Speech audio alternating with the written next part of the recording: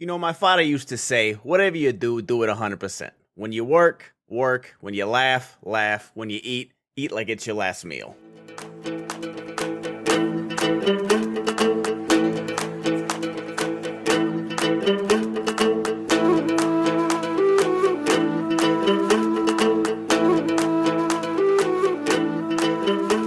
Hey, bada bing. I will say, 10 minutes into this movie, I've never wanted Italian food more in my life. I've never wanted to not be a vegetarian more. Like, in my life. couldn't imagine being a vegetarian, honestly. That's such a different willpower that I can't imagine doing it, honestly. It's emotional because my choice is emotional. At the end of the day, it's easier. I will say maybe if I was a vegetarian 10 or 15 years ago, after eating all the Italian food that we see in the Green Book, like that was what our family events look like.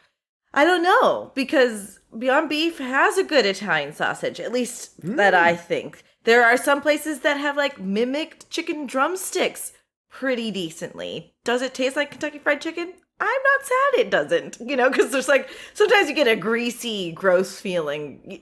And also like KFC on a back road in Kentucky is different in 1950, or when did this take place? 1962.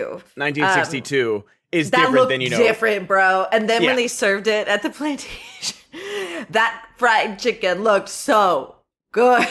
It looks very And then good. when Viggo just grabs the sausage as she's cooking, dude, it's the dream. And then he's eating sandwiches. I can't even. He's Joey from Friends. Tell me you've watched Friends. Are you one of those I've never weirdos? watched Friends. I knew it. I think you said that before. You know what the next podcast we're going to do is? No, that sounds like one. There's I'm not saying there's not a million Lord of the Rings podcasts or we're in a saturated field for sure. But I think there's at least 10 times as many Friends podcasts and what is it like? I'm guessing what's the podcast called? I'll podcast for you, or something like that. I'll podcast for you. Yeah, that's it. See, it just from Okay, well, look out for that in 2025, folks.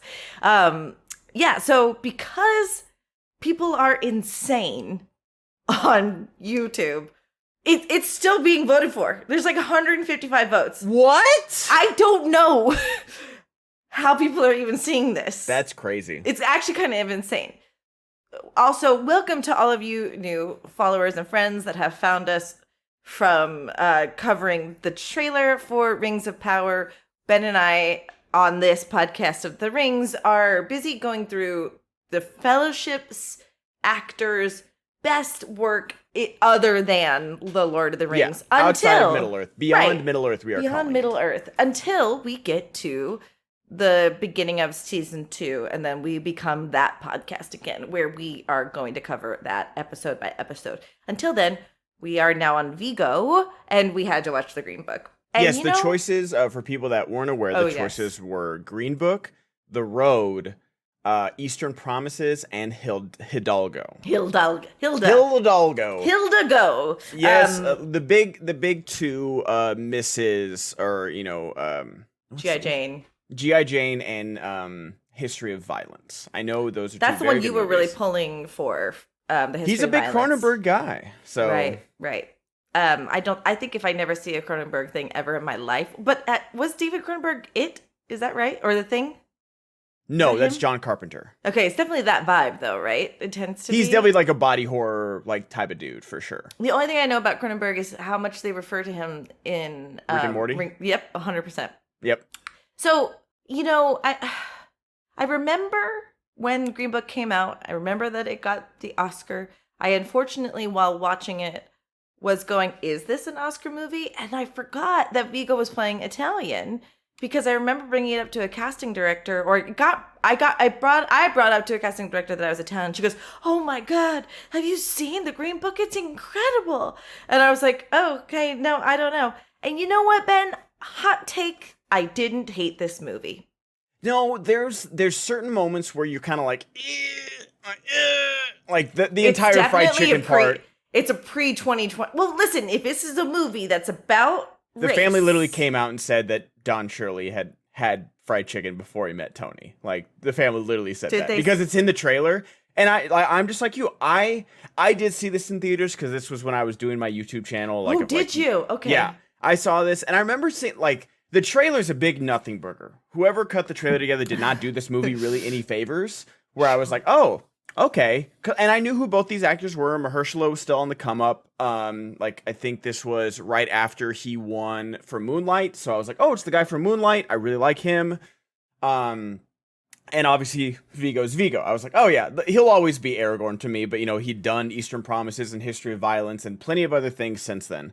But I remember the trailer and be like, oh, okay. And then I saw the movie and I was like, oh, you know what? There are some really nice moments in this movie. But I'd read all the reviews beforehand. I'd kind of not shape my opinion, but it kind of like leaned in the direction of like, okay, what is quote unquote problematic about this movie? And the fried chicken scene is way too long. Like, he's like, oh, have it. No, I don't want to have it. No, just have it. Have it. And then the fact that it caps off with them being on a plantation and the guy's like, well, we knew you were coming. Fucking foghorn leghorn over here. We knew you were coming, so we had the kitchen staff prepare for you. And then, like, Viggo goes, I told you so. And, like, he was right the whole time. Like, oh, no. Oh, no. But no, like, if this movie didn't have these two guys in it, it would have been memed to death. It would have been...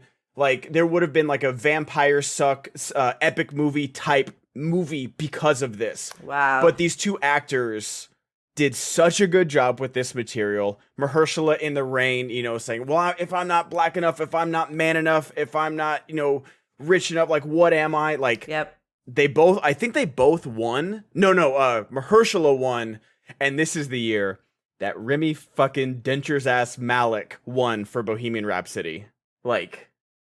so that was the thing. Oh, they biffed a lot then this season. This was the Stars Born year, with Bradley Cooper and Lady Gaga, and I think that on it, maybe they just didn't want to give it to Bradley Cooper. Although Olivia Colman won for The Favorite, deserved, absolutely deserved, right? But I think over Linda Cardellini. Are you kidding? Oh my gosh, no. I think this is the Emma Stone year. Regina King won If Beale Street Could Talk, which sure. Amazing movie. Sure. Have not seen it. Have not seen Moonlight. I just didn't watch movies. So. Same director. Okay. Yeah. Cool. Definitely both very worthy watches. But this was a big, like, okay, Bradley Cooper's just never winning an Oscar because he should have won director and he should have won Best Picture and possibly Best Actor. He shouldn't have won Best Actor, but he did a good job. I wouldn't have given him Best Actor. Who do you have over him? Out of what? Rami Malek. Christian Bale from Vice, Willem Dafoe, Eternity's Gate. I haven't seen it, can't lie. No. Or Viggo from Green Book. You probably give him Bradley. You probably do. It's not that I'm not saying it's the strongest year, but I did like his performance in the movie. It's not bad. It's just so ham-fisted. Did Sam Elliott win? What did Mahershala win? Mahershala won for Green Book. Sorry, yeah. Sam Elliott was nominated. Supporting? Best Supporting. God, how he doesn't go up as best lead, I don't know. Because Oscars are racist. Well, do you know what I mean? No. So you have to not get you have to go on your nomination trail. Like, you have to put it out there. Like, I'm nominated. No, that's what I'm saying is that they knew he wouldn't win for lead, so they're like, we're gonna put him in support. In the same way they did with Viola Davis with Fences, when she's obviously the co-lead with Denzel, and they put her in supporting because they're like, I don't think she'll win lead, which is so shitty. It's just like the Oscars are so shitty. Wow, Oscars so shitty. Hashtag. Because Viggo's is a caricature of an Italian man, although I venture to guess the Vallelonga was like that. I'm sure he had hints of it for sure. I'm sure he was. But I need to see a photo of him folding a pizza and eating it like that. Like there, because that's so random. It's one thing, eating the 30 hot dogs, sure. Eating the sandwich for him, especially, after they're kind of snapping back and forth. Fuck you, I'm gonna eat your sandwich. Hell yeah. I'd do that too. Totally. It's shitty, but totally. Yeah, I'm trying to look at who was nominated for Best Picture. It's where the thing doesn't have Best Picture, it just starts with actor. but the pizza is just like so insane. I'm just like, okay, this had to have happened. And that's why I was waiting for that picture, like, this is what happened, after Dolores and Tony stayed married. This is them at the Coco Cabana. They stayed friends. I was waiting for the folded pizza photo because that's like so insane. The kids saw it though, because I realized that obviously Nick Vallelonga wrote the movie, so that's great. So I'm sure the kids knew Dad did that or something like that. I don't know. I've never seen an Italian do that. I'm so tempted to try it, but you have to get a pizza that's like can not do cut. that. And that's exactly right. Yeah. And maybe that's the scenario we go to see. We should have seen this. He goes to pick up a slice. He realizes it's not cut. And he just folds it then and there. That's the scenario under which, good for him though, man. He pounded that food. I want food so bad. It made me so hungry watching this movie. And that's the thing. It's like we don't need to talk about the Oscars too much, but it's like so random and kind of telling that the same year that Spike Lee comes out with Do the Right Thing, Driving Miss Daisy won. And the same year that Black Klansman comes out from Spike Lee, Green Book wins Best Picture. No. It's like... no. And then I think he went viral for saying at the after party. Because he won for Best Adapted Screenplay. Like Spike Lee won an Oscar this year. Wow. And he was quoted as the British say, "It's not my cup of tea." And then because, they were waiting for a quote and he that was the thing. That was the big thing is that Spike Lee, quote unquote, played the game that year. He didn't speak out against anybody. He wasn't going crazy. He did the campaign tour, like you're saying, for the Oscar, and he got it. Wow. So the Best Picture nominees were Green Book, Black Panther, Black Klansman, Bohemian Rhapsody, The Favorite, Roma, A Star Is Born, and Vice. Yeah. I did see the Black Klansman. I think the only one I've seen out of that is A Star Is Born, and I liked it. Mm-hmm. I liked it. I thought the music was great. In terms of prestige and movies, that movie had it, right? That movie had the prestige. And that's the thing is that I understand watching this movie.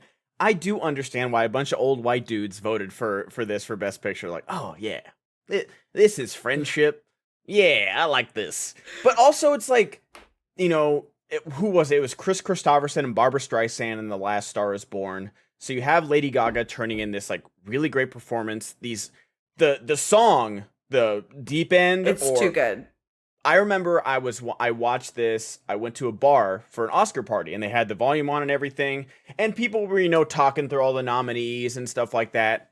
I have a video. I think I took it on Snapchat is when I had Snapchat. So it's gone forever.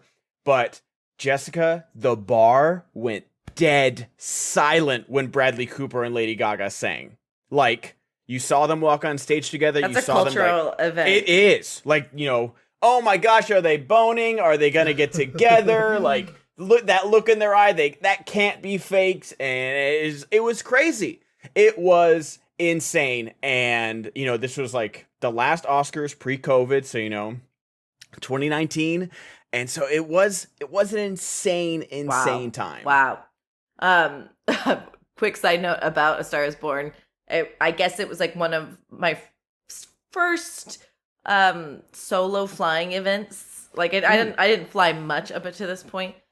And A Star Is Born is on the plane. You can watch it. I started immediately. I'm okay. I was morbidly curious what the movie was going to be like, because part of me is also jealous of Lady Gaga. I don't know if you're seeing a trend. Jealous of Scarlett Johansson, Scarlett of Lady Gaga. Jealous of Lady Gaga.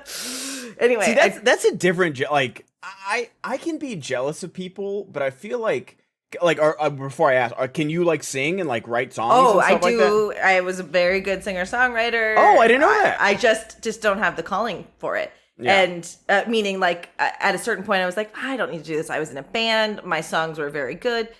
Lady Gaga has something I didn't, which is just this fervor and passion, and she knew who she was at 20. But her and I had actually a very similar upbringing, being bullied in Catholic school, Italian in some ways. So part of me was like, this, God damn it, she did what I wanted to do. We can exist in the same world together, and B, it was coming from a place, even my jealousy of Scarlett, it was coming from a place of not being successful and being jealous of somebody else because of their success, if that makes sense. Yeah. You know? By the time I started actually fully pursuing my own dreams and careers and getting heavily into improv, my jealousy of other people, big and small, really fell to the wayside. So anyway, I'm working through my issues with Lady Gaga, watching the movie, and by the time within 20 minutes, it's within 20 minutes of the film that they're playing at the bowl, right? And she's singing the song, and I'm bawling. It's a great movie. And it's 20 minutes in. There's nothing even happening yet, and I'm bawling. And it's just as I start bawling, the stewardess comes up to me and she's like, "Oh my God, are you okay?" And I said, "A Star is Born." And she goes, "I know." And I swear to God, I love it. I cried the entire movie. See, like, that's... Like, I'm not saying, like, oh, that's a girl's moment to cry, but, like, as a guy, like, when Sam Elliott backs out of the driveway after their final talk, I was in the theater, like, oh! Like, I understand why Mahershala won. He deserved the win.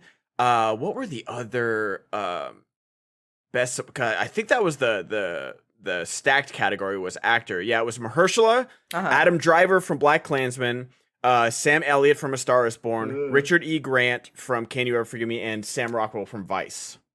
Love myself some Sam Rockwell. Who doesn't? One of the most lovable. Wasn't Vice like a total whiff? It was. It was like, I think it was Adam McKay's first movie since it was Adam Big McKay. Short. And he tried to bring that. I feel like he's brought that same Big Short energy to his last few movies, and they just haven't connected like Big Short did.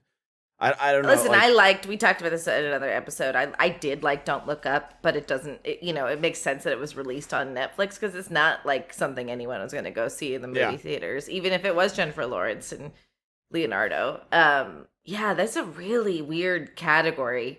And I'm actually surprised Richard D. Grant was nominated too, but yeah. I think Melissa McCarthy was nominated as well for her. I didn't see that one either. I didn't see Can You Ever Forgive Me? So my overall take on this movie, despite well, I have two, but it's like, this is a movie pre-2020. Yeah. This is a pre-2020, we solved racism movie. It really is. But it's just so crazy, like, that the same year Green Book won, Black Panther and BlacKkKlansman are nominated for Best Picture. Like, it's just the worst. If this was the year before, but it's just like, oh my God, yo. Like, this piece of history doesn't age well. Because this movie actually isn't making really good reflections on the struggle. But what I do like is he's not your atypical Black person in civil rights era that we understand. I like that it flips that experience on its head for us as white audiences. You know what I mean? It's just, I think this is what happens with films that end up being Oscar winners. We've never seen this before. And oh my God, a white man driving a Black man? You know what I mean? I feel like that's kind of like the visuals of it all. The other thing I think this movie sort of fails to do is explain well for the audience that doesn't know that up to a certain point, Italians were not considered white. Up to a certain point. That's why they had that problem in the Sundowner town. Now, that does not mean we're dealing with Tony Vallelonga as being discriminated against as equally. He's not. But that was what they were kind of expecting us to kind of know that. And that falls short of it. So those are my two takeaways. Is they didn't do a really good job setting up the fact that these are two men that experience discrimination on either side and have prejudices against each other, kind of. They did do that. They touched on it, but for me, it's like the director. Like, this is Peter Farrelly, who directed, like, Dumb and Dumber and stuff like that. I thought so. He's one of the brothers, right? Yeah. Oh, why? And there's, like, too quick a cut, and occasionally, which is also an editor issue. I don't know how it gets Best Picture. I really don't. It's not a bad movie. It really isn't. But my question to you is, how does Tony go from throwing the glasses that two black men drink out of away to being absolutely chill about the fact that he's a gay man in black? I don't get it. Like, he doesn't even have a coming to Jesus. That's the thing, is that, like, I don't know if it, and that's the thing, is that this movie has zero subtlety except for the biggest arc of the movie, where he just, like, is eventually, like, not racist? Not racist or homophobic. Is he, here's what it feels like. Because, again, half of my family is Italian. A lot of them were Italian men. I can vouch for the prejudice. I can vouch for how I was raised. But a lot of the Italians I know go, well, that guy's fine. But that's what it feels like. That's what it feels like. Yeah. And well, I know this guy. He's fine. Yeah, like the richest, most well-educated of any of the black people that I've ever met. Like, and the fact that, like, the last lesson he teaches is because two other black guys are gonna rob them, and then they like, oh, I knew you had a gun, and like, yeah, it's a funny, you know, reveal. Yeah. But it's like, did you like, you've had, I don't know, it felt like, oh, we've had too many mean white people in this movie. Let's even the We're score. all human. Yeah. It's bad. It's just not, that's not the best. It's just not great. It's also like, I needed, like, there's really good parts of them, like, writing the letters together, and that's, like, amazing. I love that. You know, it's so charming, and that she knew. Yeah. I also, like, Linda Cardellini doesn't ever age. Velma, like, she could do whatever she wants. At whatever she wants. She can be whoever she wants. She can. Yeah, she's just fine. Man. But also just like, and what a perfect couple where, like, yeah, you could see these two people together, like the most gorgeous woman on the planet and this guy who just can't stop eating. You know that this exists. It's literally like Peter Griffin and Lois. Sure. No, he's a good man. He loves her. He's a provider. He's a protector. Like, yes. And that's what you needed in the 60s, man. And I love that. She loves him. She loves the crap out of him. And like, there's never oh, should you get a job? It's like, no, like, how are you gonna fix this? Like, right. And it is that era, right? Yeah. It is totally. And there's respect and love, and that's a beautiful thing. It really is. So welcome to the new podcast, the Trad Wife Podcast, everybody. We're here. Though I will plug one of the shows I do produce with Lois Mills over at Silver and Sensational. She did a whole episode on trad wives, and it was a great perspective because she's in her 70s, and she's like, didn't we fucking do a revolution to not be like this? And that's the thing, like, if you are financially stable enough to be a stay-at-home mom, like, no one cares. Like, she said it. Yeah. Yeah, like, it's being a stay-at-home mom's a job. Like, no one's saying that, but like making this like, oh, we got to be I don't get not everything needs to be a culture war. That's the thing, is that everything, if you want to do something, do it. Like, it doesn't need to be a discussion. I think it's all clickbait, and it's fueled by Sigma males. It's fueled by, I want a woman that doesn't take a picture of her ass in the fucking mirror, and, you know, I get to have a girlfriend. Whatever. Let's see how that works out for you, bro. And yes, financially stable, stay at home. I'm jealous of you. Right? Go, girl. I'm trying to hit up Emma Darcy and be a stay-at-home father. Yo, but here's the thing. You can't tell me that all the fucking clicks you're racking up on TikTok isn't the job. It's a job. It's a job. Look at your kid. Yeah. Take care of your child. I don't know if you remember, there was a story of a mommy blogger. A mommy blogger was writing her blog, and God so help me, her child drowned while she was writing the blog. A mommy blogger. Oh, no. Listen, I know accidents happen, and that woman is entitled to be a blogger, but God damn it. You can't say you're this thing and not have a fucking fence around your fucking pool. I don't know. Anyway, we digress. I guess that's just it. It really bothered me that we get this really stark transition from his just vitriolic racism. Let's be honest, right? That's the thing. That's like it's one thing. I don't want to like judge the levels of racism here. Like, well, they're but they're at a fucking like Omega level red if they're literally throwing away utensils or glassware that black men have drank out of. That's exactly right. That is DEFCON. Okay, is it DEFCON 5 that's the worst or DEFCON 1? It's DEFCON Whichever's the worst. Like, that is crazy levels of racism. And then he goes, yeah, I'll drive. Even Linda says, you wouldn't last a week. And he's right. I love that he's like, for the right price, like, sure, for the right price, you'll last a week or whatever. And to go back to your earlier point about the fried chicken scene, it is actually uncomfortable how badly he's listening to him say, no, I don't want it. Like, it's a tough scene. It's very bad. So anyway, I think there's nothing more to say about this movie. Is there anything else you have to say, like an overview? I don't want to be too negative because, like I said, the performance of these two men make this movie bearable. It's Mahershala. I really haven't watched him do much because, again, we're you know me, not a movie watcher. Mm-hmm. He's wonderful. He's so good, and this is like he won, the Oscar for Moonlight. Like he was like playing like a drug dealer that's like mentoring the young main character. Like Moonlight is 3 stages of this young man's life. Gotcha. Chiron, and he's in the youngest stage, and he's so good in it, and like that's how good his performance was. That he's only in a third of the movie, and he wins the Oscar for it. Wow.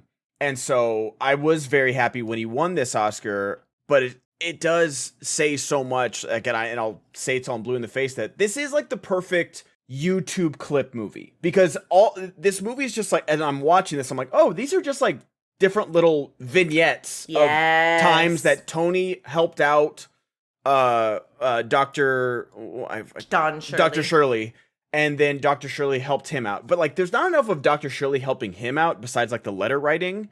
And because, like, if it would have been, like, the guy saying, oh, Tony Valonganese, and then the next time he would have been like, and Tony Valley, and Dr. Shirley would have been like, see? It rolls off the tongue easier. Like, there's, like, certain things that, like, I wish Dr. Shirley would have helped Tony out with more in this movie. Because it felt like, and granted, rich people can be sheltered, but it felt like Dr. Shirley's so sheltered, he doesn't know anything about the world. He's going into a white-only bar. He's getting caught at the YMCA with another man. He's, What the fuck? Like, that kind of stuff is way ignorant. I don't know. Like, I don't care how much I don't know. I don't care how much sheltered you are. He knows the world. He can't be going into the world to make an impression like Nat King Cole did and then go into a YMCA and hook up with the guy, and not expect. Do you know what I mean? He's not an ignorant man to the way of the world. I kind of push back a little bit on your criticism, though completely valid. I actually really bothered me when Mahershala was trying to change Tony from being the Goomba Goomba and change his name. Like, because also in Italians were not the only people to experience this, but, I know of more personal stories. Names were changed as they came over into Ellis Island because they couldn't say it. For me, it's a story of two men growing to accept each other for their differences. And Mahershala, right at the bat's going, you aren't this, it's not who you are doesn't work kind of thing. But for me, it's just like a stage name. Like, he's not asking him to go by Tony Valley every time he's introduced, just for the shows. But we're watching. That's why I'm saying they didn't do a really great job of setting up the plight of the Italian also being discriminated against. And I kind of like that. Tony's like, fuck you. If you can't say my fucking name, whatever, go fuck yourself. I actually do like that. And the other thing I'm kind of elaborating on is that I think the way that quote unquote Tony's being helped by Mahershala is, I totally lost my thought because I was thinking about the stone and how he tells him to return it.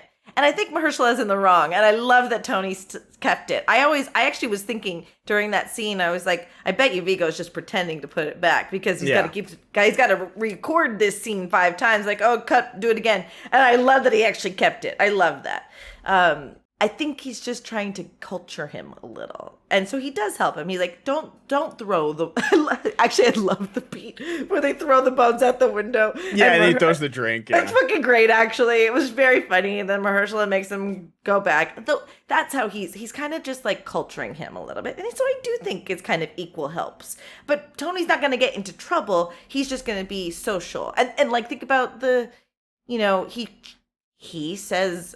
In his most direct possible way, you just stole money from these drivers that didn't have the choice like you did whether to be indoors or not. So think about that a little bit. I thought that was pretty good. Yeah, I mean, to a certain extent, I agree, but it just feels like to me, like Dr. Shirley was too much of like gullible and like just maybe not gullible, but just like unawares of the like that he's driving through the deep south. Like and to not know what a fucking sundowner town is. You have a green book, by the way, which tells you where you can go. Yeah. So you gotta know some things, man. You didn't read through the fucking book. Yeah, that's fair. But I like this is just like what I was saying. Like just little vignettes are so perfect of just like the scene in the bar where he's like, "Oh, do you have a gun?" And he's just like, "So I don't know." But the first thing I'm gonna do is put a hole right there, and it's great. And then you know, like he's when he smacks the piano guy, and that's like his first thing. That guy bleeds. His ear bleeds. That's a slap, dude. Like his eardrum is ringing from that. He never hears right again. Yeah. He brought him like a tuba because he can't it's a Steinway. I don't know. But it's such a great cut after the slap to just be like Steinway. To see the Steinway, I know. Yeah, and then like even the YMCA scene, which is like uncomfortable, but it does show like his bullshit artist talents of like, no, I'm not bribing you. You guys work hard. Go out to dinner, buy the missus a new dress, and then you just see them like walk out. So there's some really good stuff in there that you can like, you don't really have to watch this whole movie. It is just like little clips. And like I said, I was getting these clips like on TikTok because like on TikTok, I'm a 50-year-old dad. I'll get like Shawshank Redemption clips and all these like TNT movies. And that's the thing. This is the perfect TNT movie. This is going to play on TNT for the remainder of that network. It's going to be Ferrari versus Mustang, and then Green Book. Ford versus Ferrari, yes. Okay, so so do you still have Facebook?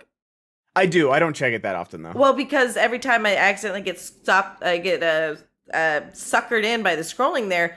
I've seen the entirety of Mrs. Maisel and never watched a fucking episode because this is what the era is now. Is they're just showing you full-on clips of these movies, which honestly is the best fucking advertising. It got me the other day. It was like, you know what I haven't seen because I just saw a clip of it?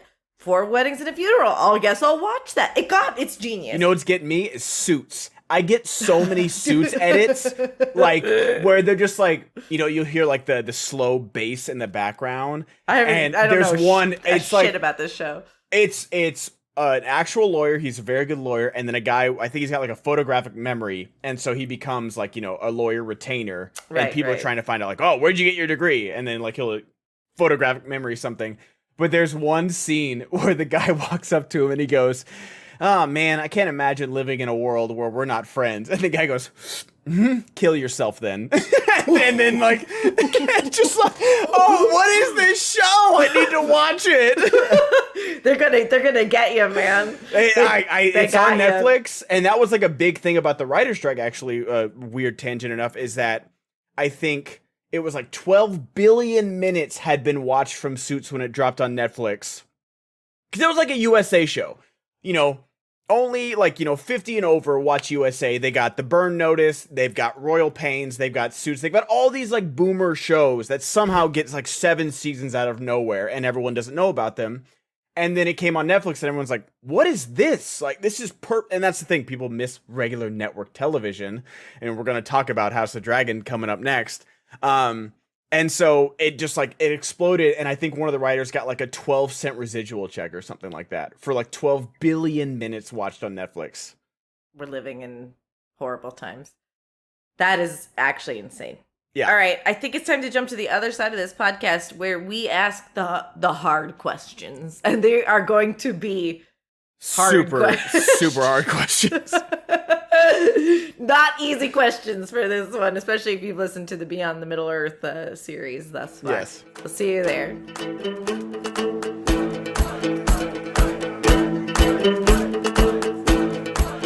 Okay, welcome back to the other half of Beyond Middle Earth, Green Book, where Ben has...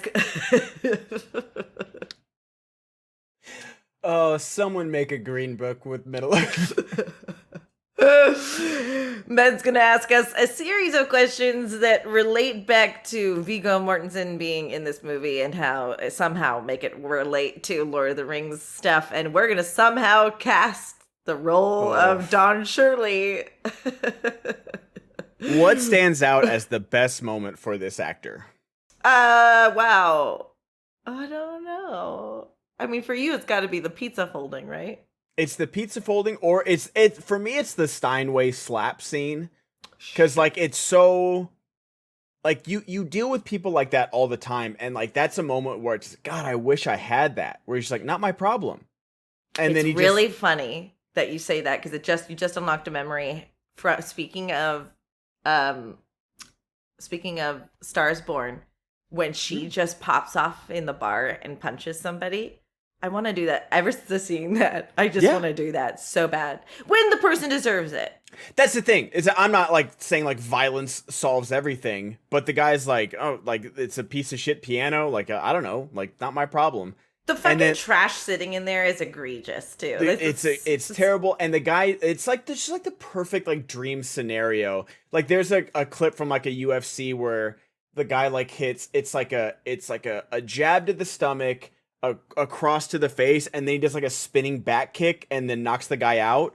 And like someone quotes me as like, every single man on this planet has dreamed of doing this combo to someone they don't like. And it's so true. And that's this scene, like working, you know, I'm still bartending to this day.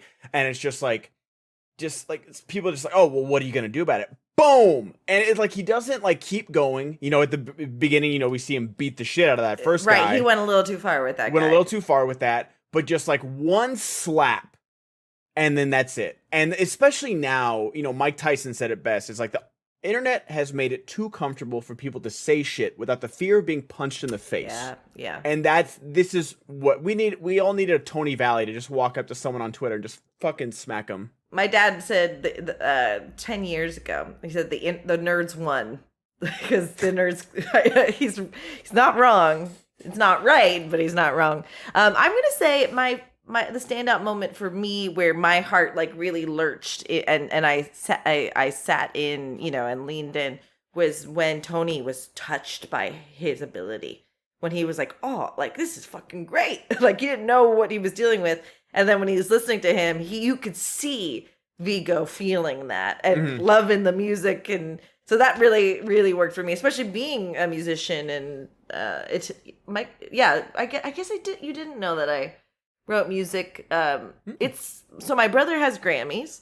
My grandmother wrote for Motown. It trickled down to me teaching myself guitar. My father plays too, and I wrote some pretty good sad guitar girl songs. Oh, nice. Yeah. Love it. Did pretty good at that. So yeah, I will say we didn't talk about the ending. The ending gets me. It still gets me. The Christmas. So have you ever seen Planes, Trains, and Automobiles? I have. It's Planes, Trains, and Automobiles. It's literally that. And it's the saddest. It's the most. And then he comes. He actually comes. And it's such a good beat too of like the pawn shop owner coming in, and then he goes to close the door, and there's Dr. Shirley. It's beautiful, and you know he might not have knocked on the door if it wasn't open. And it's so good. And just like, Sebastian Maniscalco doing his like, somebody get this man a chair. No, I'm not racist anymore either. Yeah. I heard this guy's cool. I just called him a slur 10 minutes ago asking about your trip, but now he's welcome. We all showed up into the house because there was two of these guys when you weren't here. Yeah, it's too much. Anyway, everyone's racism got cured when Viggo said, "Don't call him that." Oh, okay. I'll see the world in a new light. Okay. Cannot even. Bada bing. Yo. Racism's gabba gone. Okay.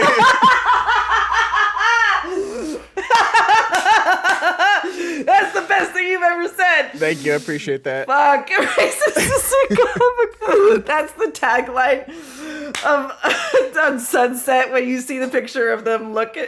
For your consideration. Racism's gone. That's great. Fuck. All right. Who in the Fellowship would you recast for Viggo Mortensen? I say Sean Astin. Sean Astin. I want to see big ol' cheery Sean Astin fold a pizza in half, be Italian with Linda Cardellini, and like it's so great. Yeah, I genuinely can't. I don't think I'd cast any. Oh, you know what? Not from the Fellowship, but Keith.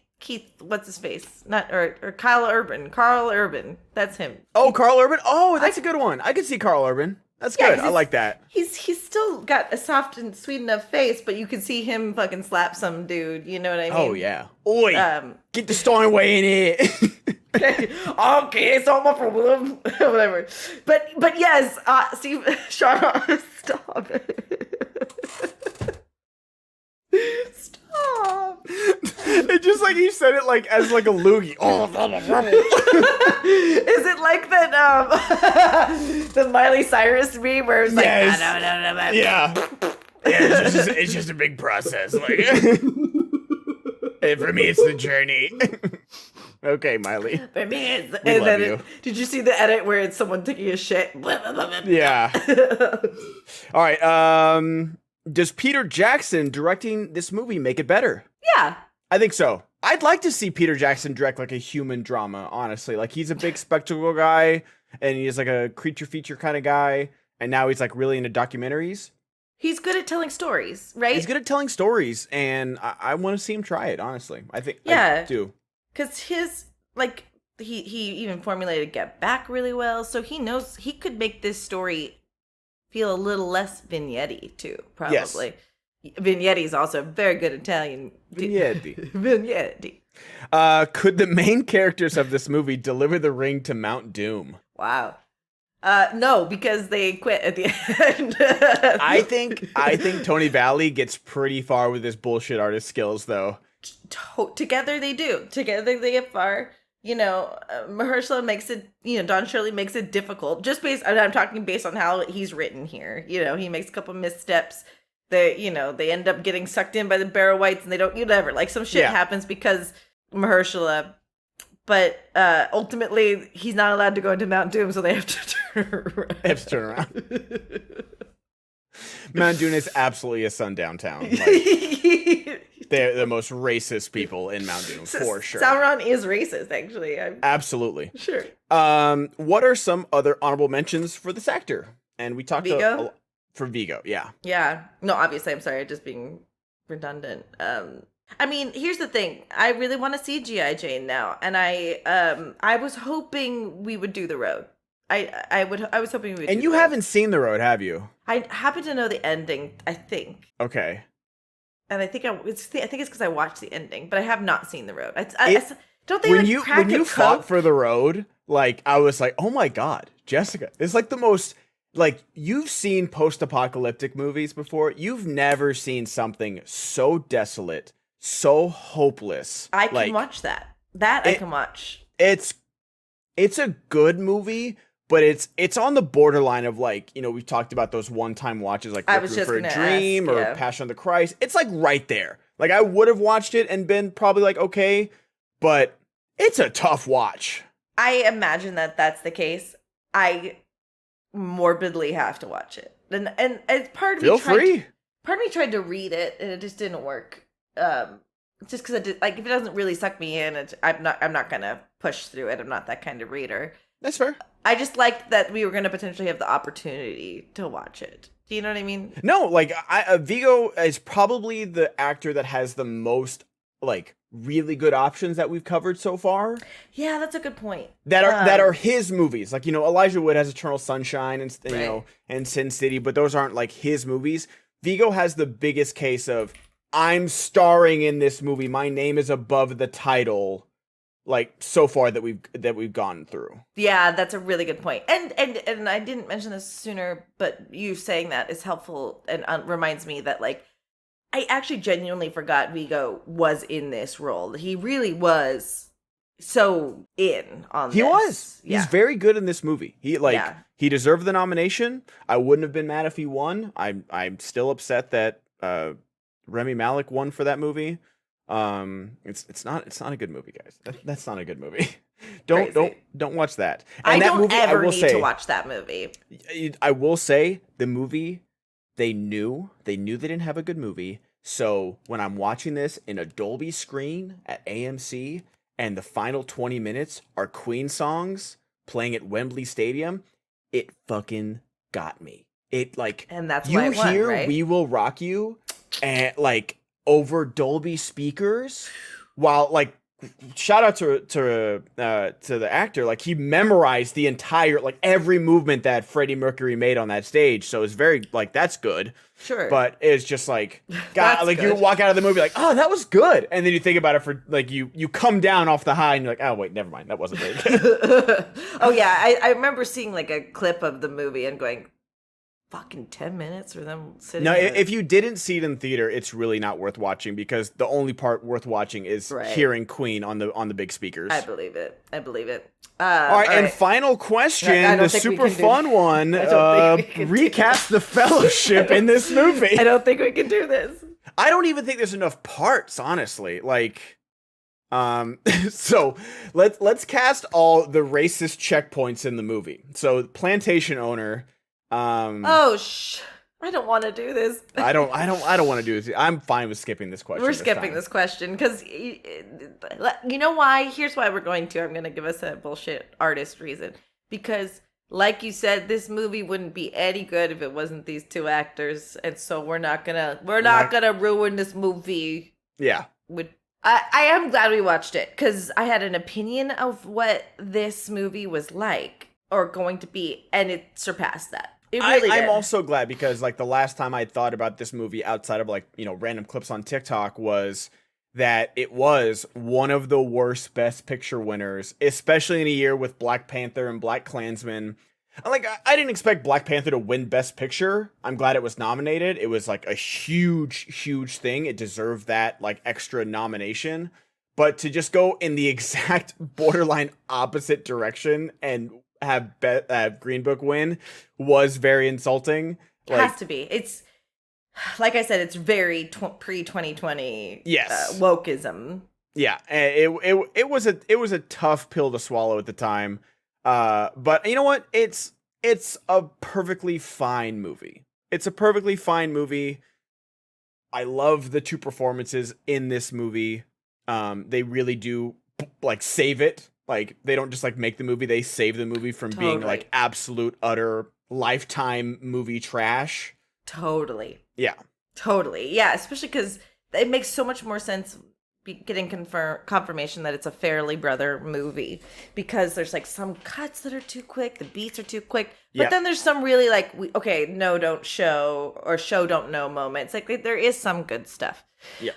All right, so I'm gonna pitch Ian McKellen for the next one. I'm about it. Let's go. And I think I've never seen X-Men, so we should watch X-Men. So the first X-Men, or X2, or which one? I'd like to do the first one if he's a prominent character. He is.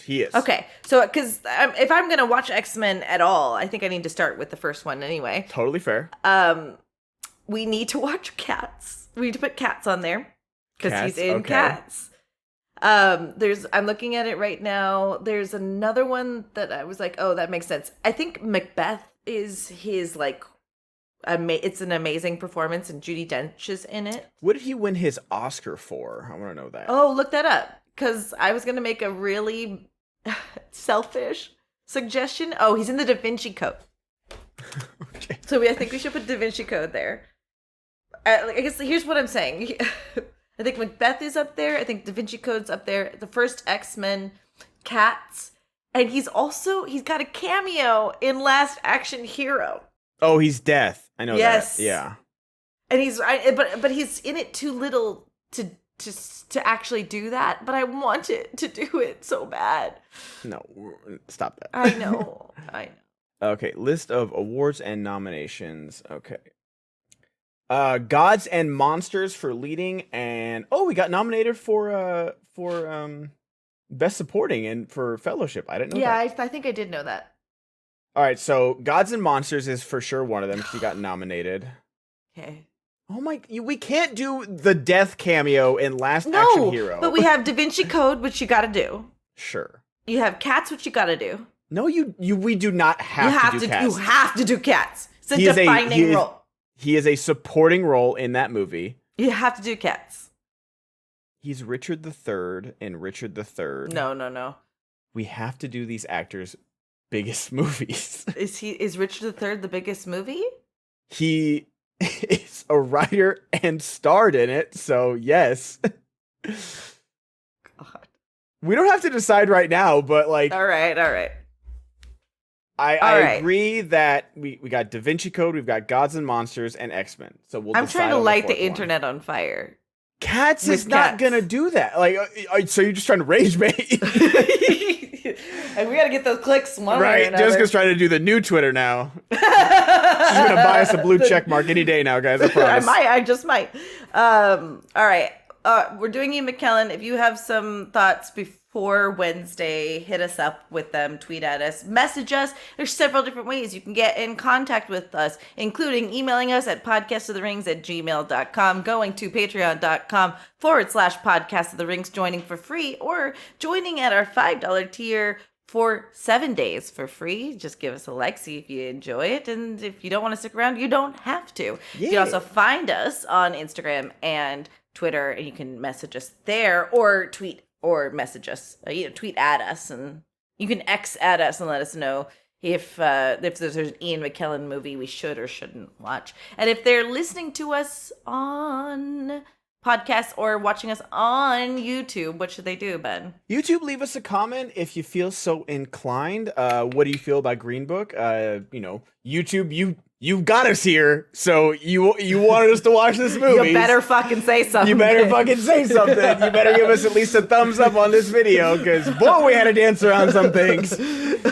2 white people talking about Green Book. It's pretty crazy. I think we did a pretty good job. I think we did a good job as well. I wasn't dancing. But let us know, like, what do you guys think about it? Obviously, we got X-Men in there. That's his other, like, huge franchise. And I'm okay with doing the first one. I just talked about all the X-Men movies with Ulrich on Geeks with Shields, and Deadpool and Wolverine just came out. So we got a X-Men's in the mainstream again right now. So very excited for Ian McKellen. Leave us a like, leave us 5 stars on any podcast form that you guys feel like. That's free. But definitely check us out on Patreon. We're about to do our House of the Dragon finale, and they just announced that season 3 is 2026. Let's start the waiting process, y'all. But in that waiting process, we are going to be rewatching Game of Thrones every week up until then. So we might finish the whole fucking show before season 3 of House of the Dragon comes out. So come watch us, listen to us over there. $5. I know your money can be spent elsewhere, but we make some pretty good content over there, y'all. Good content. If you sign up at the $10 tier and get yourself an elf ring, you could get shouted out occasionally when we remember, like we're supposed to, for Jesse Glass. You could just say Arsenal Roy 2K. Arsenal Roy 2K. Thank you so much for supporting us there. Very, very thank you. Until next time, Ben. May our paths meet again.